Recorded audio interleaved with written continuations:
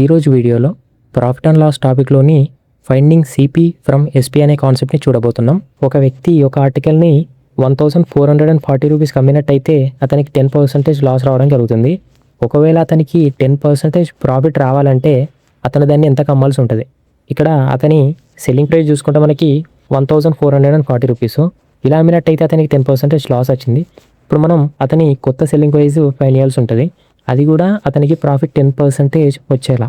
ఈ వాల్యూస్ని మనం ఫార్ములాలో సబ్స్టిట్యూట్ చేస్తే ఫస్ట్ అతనికి 10% లాస్ వచ్చింది, అంటే 100 - 10/100. అప్పుడు అతను దాన్ని ఎంత కమ్మిండు, 1440 రూపీస్ బై CP1.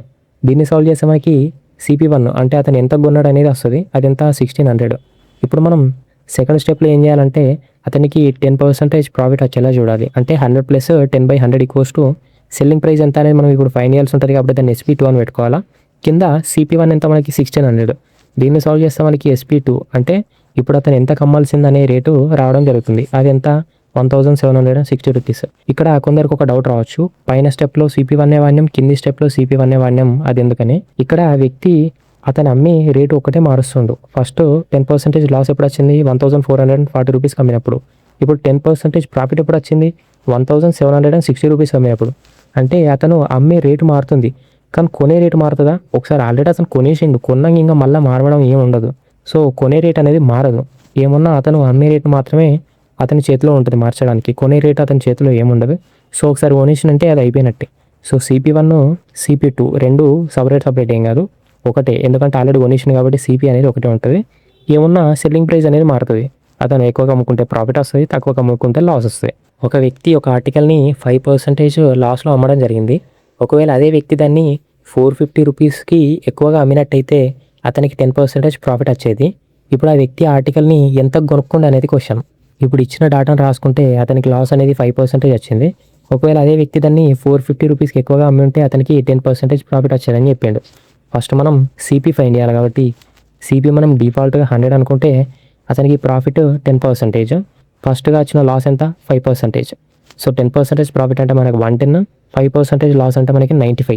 రెండింటి మధ్యలో డిఫరెన్స్ ఎంత, 450 రూపీస్. సింపుల్గా చెప్తా. ఇప్పుడు లాస్ అనేది 5% వచ్చింది. ఆయనకి 10% ప్రాఫిట్ రావాలంటే 450 రూపీస్ పెంచాల్సి ఉంటుంది. అంటే వీటి మధ్యలో డిఫరెన్స్ 450 రూపీసే కదా. 450 రూపీస్ పెంచినట్టయితేనే అతనికి 10% ప్రాఫిట్ వస్తుంది. సో రెండింటి మధ్యలో డిఫరెన్స్ మనకు 450. వాటి యొక్క పర్సంటేజ్ డిఫరెన్స్ ఇస్తే 110లోకి వెళ్ళి 95 పోతే మనకి 15% వస్తుంది. అంటే 15% డిఫరెన్స్ ఈక్వల్స్ టు 450 రూపీస్. ఇప్పుడు 1% డిఫరెన్స్ ఎంత, 30 రూపీస్. మనకి CP కావాలా, ఎంత కొన్నాడు అనేది. CP ఎంత ఉంది మనకి, డిఫాల్ట్గా 100 ఉంటుంది కాబట్టి 100% అంటే మనకి 3000 రూపీస్ వస్తుంది. అంటే CP అనేది 3000 రూపీస్. అయినా దాన్ని 3000 రూపీస్కి కొనుక్కోవడం జరిగింది. ఒక వ్యక్తి ఒక వస్తువుని 12.5% ప్రాఫిట్కి అమ్మడం జరిగింది. ఇప్పుడు ఆ వ్యక్తి ఆ వస్తువు యొక్క ప్రైస్ 840 రూపీస్ ఒకవేళ తగ్గించినట్టయితే అతని ప్రాఫిట్ 12.5% నుండి 2%గా పడిపోతుంది. ఇప్పుడు అతను ఆ వస్తువుని ఎంత కమ్మాలి సో దట్ అతనికి 15% లాస్ వస్తుంది అనేది క్వశ్చన్.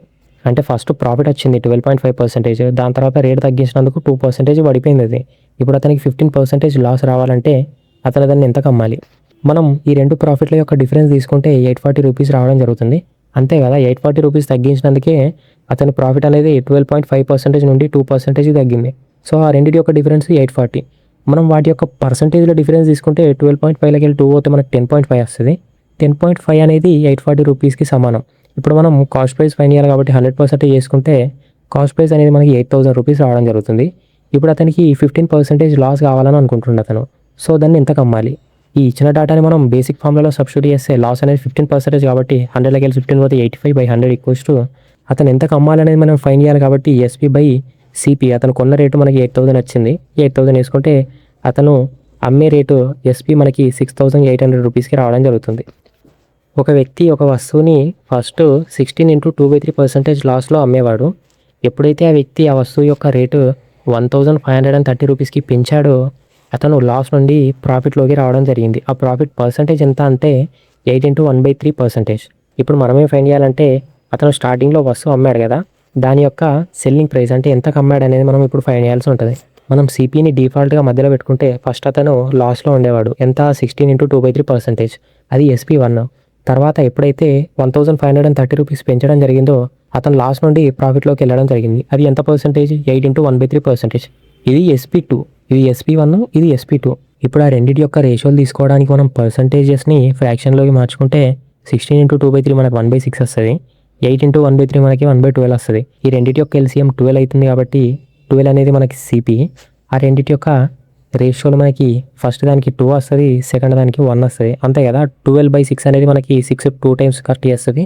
12/12 అంటే 12 జస్ట్ 1 టైమ్స్ కట్ చేస్తుంది. సో రెండింటి యొక్క రేషియోలు ఫస్ట్ లాస్ దానికి 2 ప్రాఫిట్ దానికి 1. CB అనేది 12. ఈ రెండింటి యొక్క డిఫరెన్స్ మనకి 3 వస్తుంది. 3 ఎందుకు వస్తుందని మళ్ళీ మీకు డౌట్ రావద్దు. 2 అనేది లాస్లో ఉంది, 1 అనేది ప్రాఫిట్లో ఉంది.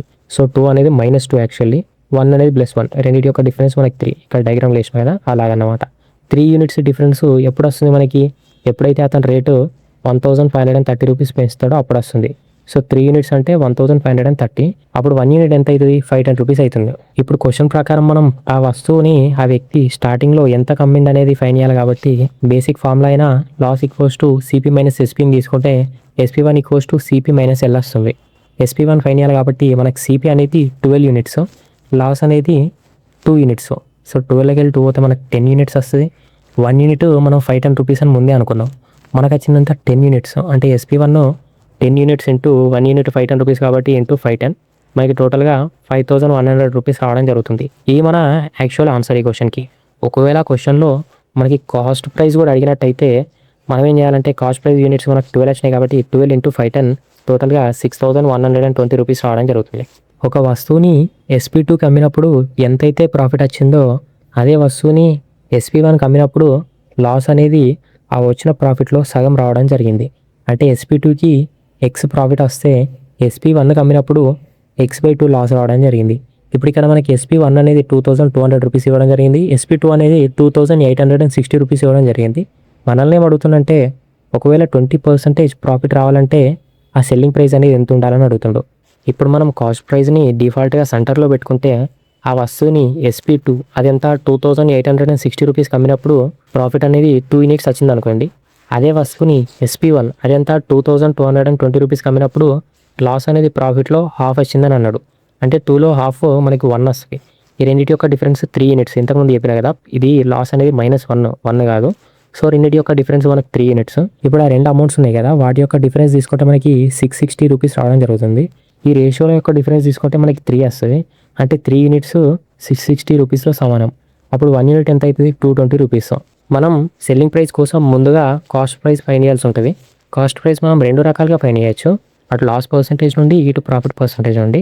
ఫస్ట్ లాస్ పర్సంటేజ్ నుండి చూసుకుంటే మనకి అది 2200 రూపీస్ ఇవ్వడం జరిగింది. దానికి మనం 1% యాడ్ చేయాల్సి ఉంటుంది. 1% ఎందుకంటే దీనికి రేషియో అనేది 1 వచ్చింది కాబట్టి 1% యాడ్ చేయాలి.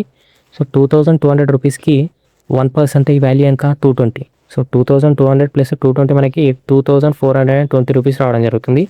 ఇదే వాల్యూ మనం ఒకవేళ ప్రాఫిట్ సైడ్ చేసినా ఇదే వాల్యూ వస్తుంది. బట్ మీ కన్ఫర్మేషన్ కోసం నేను ప్రాఫిట్ సైడ్ కూడా చేస్తాను. ప్రాఫిట్ సైడ్ మనకి 2860 రూపీస్ ఇవ్వడం జరిగింది. దానిలోకి వెళ్ళి మనం 2% తీసేయాలి. ఎందుకంటే దీని యూనిట్స్ 2 కదా రేషియో యూనిట్స్, అందులోకి వెళ్ళి 2% తీసేయాలి. సో 2860 రూపీస్లోకి వెళ్ళి 2% తీసేస్తే 2860 - 1% 220 అంటే 2% మనకి 440 వస్తుంది.